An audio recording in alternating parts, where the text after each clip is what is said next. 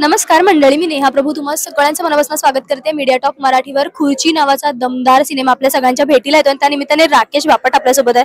सगळ्यात आधी खूप कमाल भारी डॅशिंग दिसतोस, कसा आहेस? मस्त एकदम, थँक्यू।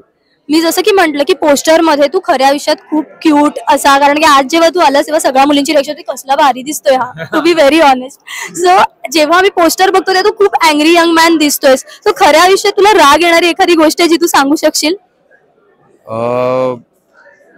जेव्हा लोक काम सिरियसली घेत नाहीत तेव्हा मला राग येतो, कारण की मी खूप पॅशनेट माणूस आहे आणि मला ते परफेक्शनिस्ट आहे थोडं, आणि तिथे लोक जिथे स्लॅक होतात त्या बाबतीत तर मला राग येतो तिथे। बरं, आपल्या सिनेमामध्ये खूप छान डायलॉग आहे की स्वप्न हे कोणत्याही वयामध्ये पूर्ण करता येतं। सो असं एखादं स्वप्न जे तू पूर्ण केलंयस किंवा होण्याच्या मार्गावर आहे की त्यासाठी प्रयत्नात आहेस? स्वप्न खूप आहे, ते पूर्ण कधीच होणार नाहीये। आय थिंक आपण ह्युमन बिईंग्स आहोत, ते आपल्याला दरवेळेला ते आपली चाह ती पुढेच सरकत जाते।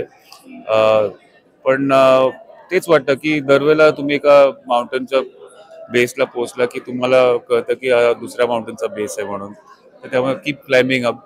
त्यामुळे स्वप्न कधीच असे पूर्ण होणार असं वाटत नाहीये, पण होतील असं वाटतं कधी कधी। हो, म्हणजे असमाधानी असणं खूप महत्वाचं असतं।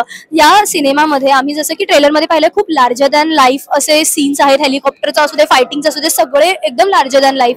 सो एखादा असा सीन होता जो करताना तुला असं वाटलं की बाबा एक हिरोवाली फिलिंग येते ना आपल्याला, तशी आली कुठल्या? प्रत्येक सीन मध्ये वाटलं मला हिरोवाली फिलिंग। एक वेगळाच एक रोल आहे, लार्जर दॅन लाईफ रोल आहे, एवढं सोनं घालून नाही, तर obviously it's a very different role. आता पहिल्यांदा तुम्हाला फिल्म बघितल्यावर कळेल की किती वेगळा आहे तो।